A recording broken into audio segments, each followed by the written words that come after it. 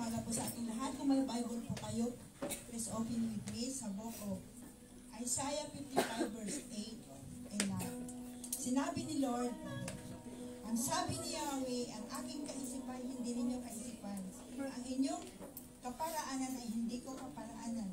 Kung paano ang langit ay mas mataas kaysa lupa, ang aking kaparaanan ay higit kaysa inyong kaparaanan, at ang aking kaisipan ay hindi maabot ng inyong kaisipan.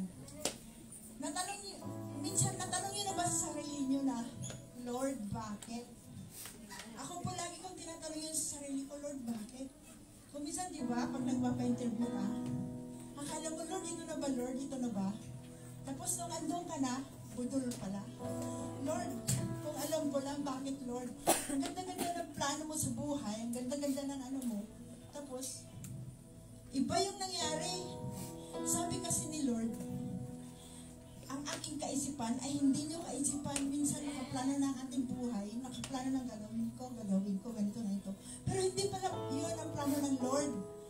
Ang plano ni Lord ay mas malaki, mas malawak, mas maganda.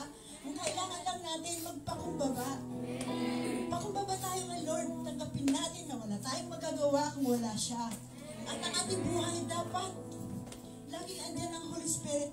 Kasi pag yung Holy Spirit nandito sa atin, igagay niya tayo sa matuwid na buhay. Buhay na kahit mahirap, masaya kasi andun yung guidance ni Lord. Andun yung Holy Spirit na nagpapaalala ng Lord. Anak, hindi tama yan. Malis ka dyan. Hindi tama yan.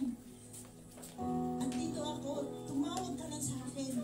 Sabi nga niya, sabi ko, Lord, bakit ganito?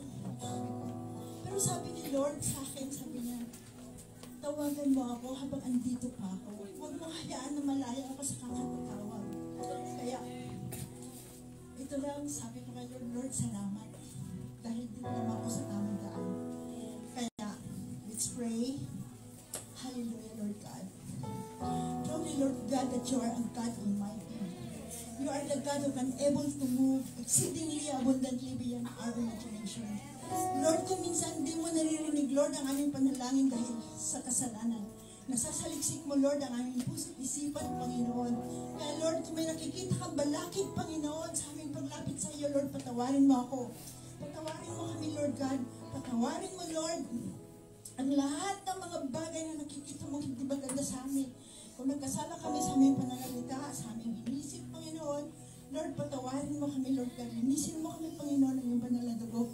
At Lord, salamat, Panginoon, sa iyong salita. Sinabi mo, Lord, sa 1 John 1:9, na kung ipapahayag namin kasalanan na ikaw ay tapat, magpatawad at hinilinisin ang latanganin at karumihan kay Lord. Salamat, Panginoon, sa salita niyo, Lord God, dahil kami naniniwala na kami malinis na. Kami malaya na makalapit sa iyo, Lord God. Kay Lord, salamat, Panginoon. Salamat, Panginoon, sa napakagandang araw na ito, Panginoon. Salamat, Lord, sa buhay ng bawat isang narito, Panginoon. Salamat, Panginoon, dahil, Lord, kung wala ka, Panginoon, kami wala magagawa. Lord, dalangin namin, Panginoon, ang aming service sa araw na ito, Panginoon. Lord, panginahan mo ito, Lord God. Ibuhos mo, Lord, ang iyong banal na Espiritu Santo, Panginoon, sa bawat sulok ng lugar na ito, Panginoon. Lord, hayaan mo, Lord, na ang iyong presensya, Panginoon, ay madama namin, Lord God. Salamat, Panginoon, sa buhay ng aming mga sumuliters, Panginoon.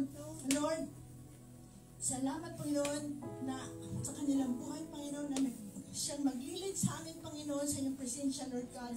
Salamat, Panginoon, sa aming pastor, Lord God, na nagiging tatay namin, Lord God, na kung saan, kung kami nanginginan dyan ng iyong salita, Panginoon, nagpapaalala sa amin, Lord God, na ikaw ang Diyos na aming karamay sa lahat ng oras.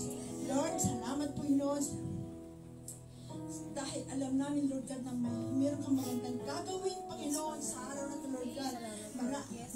Maraming salamat, Lord God. At Lord, dalangin namin, Panginoon, sa parating na eleksyon, Panginoon, sa aming bansa, Lord God. Lord, alam namin, Panginoon, na control mo, Lord, ang lahat ng bagay, Panginoon.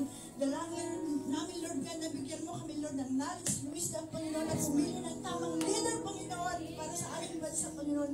Leader, Lord God, na may takot sa iyo, Panginoon. Leader, Lord God, na magdideklara, Panginoon, na ang Pilipinas ay para sa iyo, Lord God. Dahil kami naniniwala, Lord God, na hindi ka patapos, Panginoon, sa aming bansa. Lord, maraming salamat, Panginoon, Lord God. Lord, pinagkakati Tiwala namin, Lord God, ang lahat sa pangalan ng iyong anak na si Jesus. Amen. Hallelujah, praise God. Isang pinagpalang umaga po sa ating lahat. Amen. Good morning, pakibati ang ating mga katabi sa likod. Good morning, happy to see you here. Shake hands if you want to. Good morning, yes. Energy. Okay.